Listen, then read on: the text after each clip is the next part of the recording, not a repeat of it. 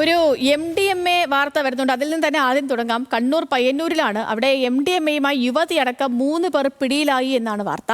പിടിയിലായത് ഷഹബാസ്, ഷിജിനാസ്, പ്രജിത എന്നിവരാണ്. ഇവരിൽ നിന്നും 10.265 ഗ്രാം MDMA ആണ് പിടികൂടിയിരിക്കുന്നത്. നിഖിലുണ്ട്. നിഖിൽ, വലിയ എമൗണ്ട് തന്നെ MDMA പിടികൂടിയിട്ടുണ്ട് 3 പേരിൽ നിന്നും.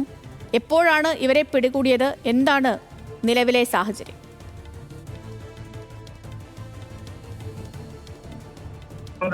ാണ് പയ്യന്നൂർ SIയും സംഘവും ഈ 3 പേരെയും പിടികൂടിയത്. എടാട്ട് കണ്ണങ്ങാട് കവാടത്തിന് സമീപം ദേശീയപാതയ്ക്കരികിൽ ഒരു കാർ നിർത്തിയിട്ട് ആ കാറിലായിരുന്നു ഇവർ 3 പേരും ഉണ്ടായിരുന്നത്. സംശയം തോന്നിയ പോലീസ് വാഹനവും ഇവർ 3 പേരെയും പരിശോധിച്ചു. ഈ സമയത്താണ് ഇവരിൽ നിന്ന് 10.265 ഗ്രാം MDMA കണ്ടെത്തിയത്. പെരുമ്പയിലെ ഷഹബാസ്, എടാട്ട് സ്വദേശികളായ ഷിജിനാസ്, പ്രജിത എന്നിവരെയാണ് ഇന്നലെ ഈ MDMAയുമായി പോലീസ് പിടികൂടിയത്.